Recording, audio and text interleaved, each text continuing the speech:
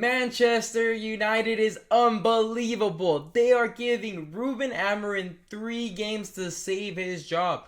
Talk about giving the manager time. I don't know how they want Rúben Amorim to succeed with this group of players and this kind of trust, man. The guy hasn't even been here for a whole year, and you already want this guy putting you in a title race? Lads, you need to give this lad time. It took Sir Alex Ferguson 7 years before he won a Premier League with Manchester United. A rebuild is necessary, and the backing of a manager, doesn't matter who it is, but they need to absolutely put their eggs in a basket, because if you're just putting a couple eggs, you won't be feeding anyone.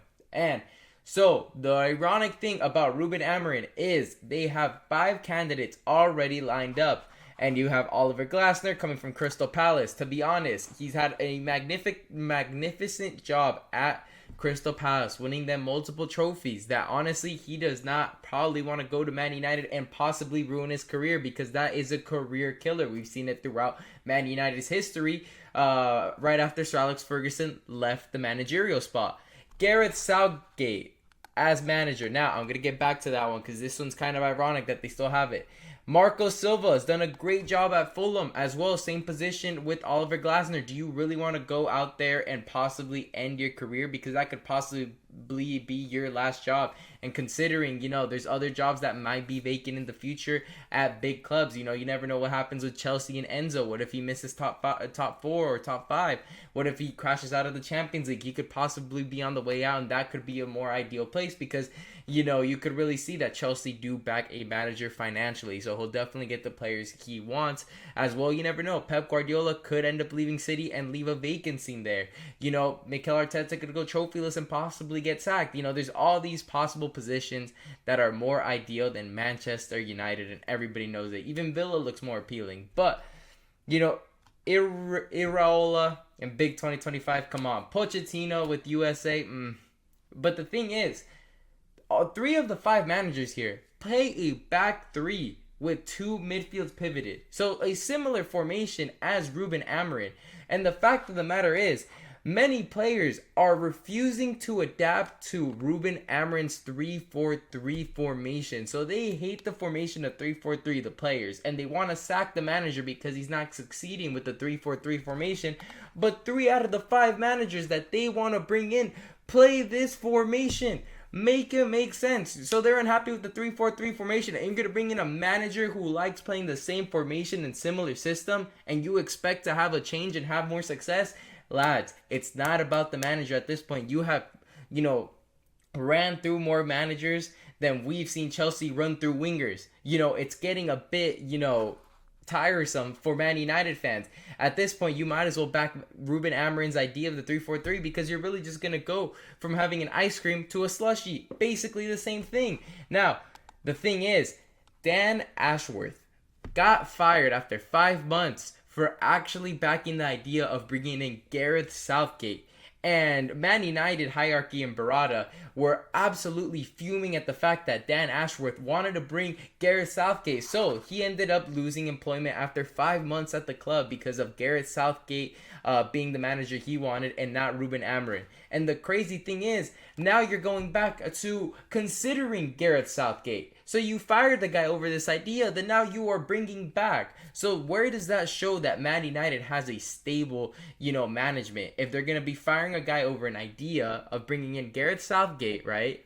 And they're going to they're thinking about bringing in Southgate and removing Amorim, who he did not want to sign. So it just makes no sense from Man United's point of view to be able to do these kinds of decisions. If you're firing a guy over Gareth Southgate, potentially being Man United's manager, why even consider him? It just shows how incompetent right now Manchester United is as a club. And not only that, so I'm showing you, management is poor, ownership is poor, the manager apparently is poor, right? And then the players as well. Bruno Fernandes being the captain, being unhappy, operating in a deeper pivot in the midfield. And the thing is, key players at Man United have lost confidence in Rúben Amorim because of the 3-4-3, and they're not willing to adapt. Bruno Fernandes is unhappy adapting to the manager's, vision. So my thing is, if you had £100 million offer for Bruno Fernandes from Saudi, he's not backing the manager, who is his boy. They're both Portuguese, both coming from the same club, the Sporting, and he's not willing to adapt to his guys'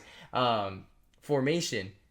What makes you think if you bring in Southgate, bring in Areola, if you bring in, Glasner, any of these guys, what makes you think Bruno Fernandes is not going to feel bigger than the manager if he's going to do it to his great friend Rúben Amorim? This is what I'm talking about. It's a culture setting thing. If your captain is unwilling to back the manager, oof, you got to get rid of the captain. We seen Roy Keane got rid of for not backing the manager. Roy Keane is literally one of, if not the best captain Man United has ever had, and they got rid of him the second he had doubts with the manager. And now, this is the issue. He's been having doubts since Rúben Amorim's gotten here, and he's changed his, position a bit, and he's having doubts. Roy Keane, if you would have put him left center back, he would have done Sir Alex a shift. 100%.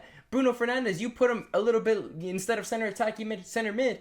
My man's throwing a fit. So that's what I'm talking about. It's all comes down to leadership. Leadership is unable to adapt.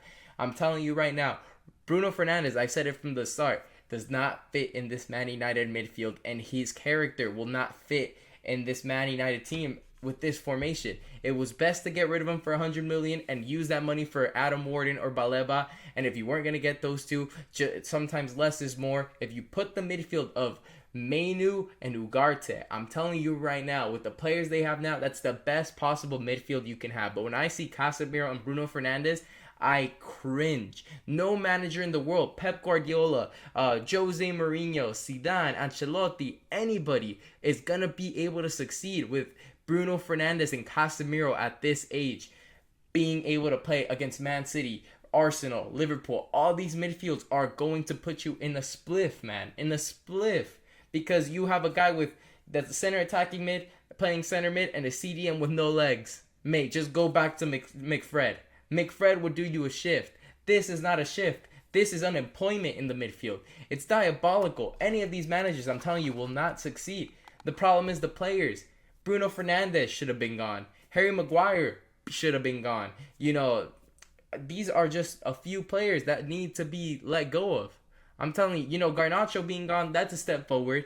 Højlund, I felt like was let go a little too early. It's just unbelievable how they really said it's just a lot of decisions at Man United. They do it to themselves. It's like you put a Man City fan in charge of Man United, and hey, Barada's coming from City, by the way. I will say that. But the thing is here is you had a problem in the midfield, and you decided to spend 85 million, 90 million on Benjamin Sesko, who's honestly carbon copy of Højlund. You might as well have kept Højlund instead of loaning him out to Napoli, where he scores in his first game, and then the whole goalkeeper situation, you get Lamins in for the same price Donnarumma. Like, lads, what's going on with this transfer business? It's just unbelievable. It cringes, and honestly, I'm telling you right now, 50% of the fans for Man United would make better decisions than the guys actually employed for Man United. You put Mark Goldbridge there, and he probably makes better decisions, because there's no way this guy's gonna go from, oh yeah, Rúben Amorim's 3-4-3 isn't working, let me bring in Gareth Southgate's 3-4-3. That one's gonna really get Bruno Fernandes, back in the manager. No, it's just the character he is. My man's been at the club, been the captain for so long. He thinks he's, the greatest thing that's happening to Man United right now. But in reality, you're the captain of the worst ever side of Man United history, man. When they look at you, Bruno, they're gonna think, wow, this guy was just not a leader, was not a proper player, threw a fit every time. How did we let this man stay at the club for so long? Because that's genuinely the right thing, and they should have let go of him the last transfer window for the 100 M's. You could have really rebuilt that midfield, but instead now Bruno Fernandes will cry about whatever manager he gets. It's a simple fact, and that's the huge reason why this team will never come back to the days they used to be, because you went from Roy Keane, you went from Rio, you went from all these captains to Bruno Fernandes. But anyways, thank you guys for watching.